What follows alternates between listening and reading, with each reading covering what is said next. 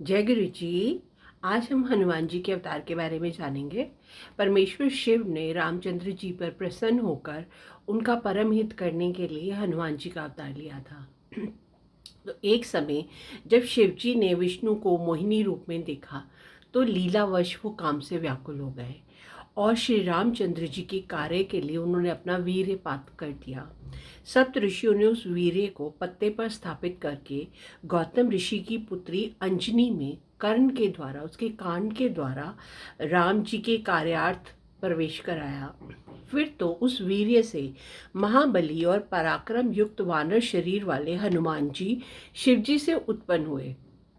हनुमान ने अपने बाल्यकाल से ही सूर्य को एक छोटा सा फल समझा और उसको निगल लेना चाहा, परंतु जब देवताओं ने उनकी बहुत स्तुति की, उनसे प्रार्थना की, तो उन्होंने सूर्य को छोड़ दिया।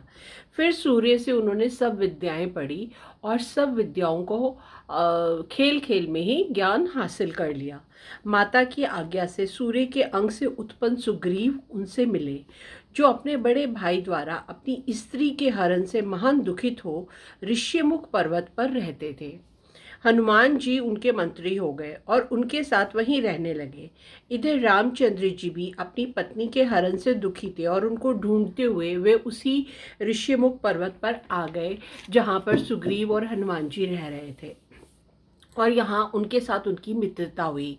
उन्होंने उस पापी अभिमानी बलि जो बाली था उसका वध किया और सुग्रीव को उसका राज्य और उसकी पत्नी से मिलवाया। फिर हनुमान जी ने बहुत से वानरों को साथ ले सीता की खोज की और फिर ये जाना कि सीता को तो रावण लंका में उठा कर ले गया है। तब हनुमान जी ने उस विशाल समुद्र को पार करके लंका में प्रवेश किया और सीता जी को शोक से रहित किया। रावण की अशोक वाटिका उजाड़ दी। जब राक्षस उनको मारने के लिए आए तो उन्होंने बड़े बड़े पेड़ उखाड़कर उनका वध कर दिया। रावण का छोटा पुत्र अक्षित कुमार भी उनको मारने के लिए, युद्ध करने के लिए आया और उन्होंने उसका भी वध कर दिया। उनके जो रावण का के सैनिक और उनका पुत्र मेघनाथ जब हनुमान जी को पकड़ने के लिए आए तो मेघनाथ ने उनके ऊपर ब्रह्मास्त्र चलाकर नागपाश में बांध लिया। हनुमान जी ने ब्रह्मास्त्र का मान रखने के कारण वो उस नागपाश में बंध गए और वो उनको बंदी बनाकर रावण के महल में ले गया। वहाँ उन्होंने उसकी पूंछ में कपड़ा लपेटकर तेल में डुबोकर आग लगा दी, तो उन्होंने उसी आग से सारी लंका को जला दिया। सिर्फ एक विभीषण का घर, जो कि राम भक्त थे, उनका घर नहीं जला, बाकी सारी लंका जल गई। और विभीषण जो था वो रावण का छोटा भाई था और वो राम भक्त था, तो इसलिए सिर्फ उसका घर नहीं जला, उसके अलावा पूरी लंका जल गई।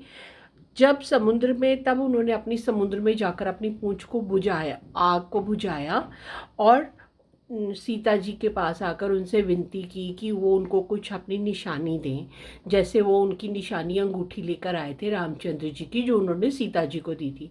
तब सीता जी ने अपनी चूड़ामणि उतार कर उनको दी और उन्होंने उनको बोला कि आप रामचंद्र जी को कहें कि वो शीघ्र आकर उनको यहाँ से लेकर जाए।